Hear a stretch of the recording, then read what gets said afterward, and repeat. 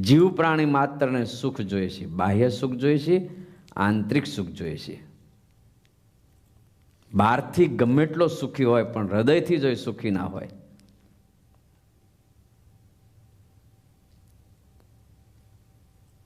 બંગલામાં રહેતો હોય, એસીમાં સૂતો હોય, કારમાં ફરતો હોય, પણ હૃદયથી જો સુખી ના હોય, જીવમાં સુખી ના હોય, તો બહારનું સુખ છે એના આત્માને ક્યારેય ટચ નથી થતું,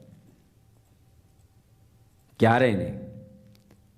બહારનું સુખ કદાચ દેહને આપી શકે, બહારનું સુખ શરીરને ટચ થઈ શકે, આત્માને ન થાય.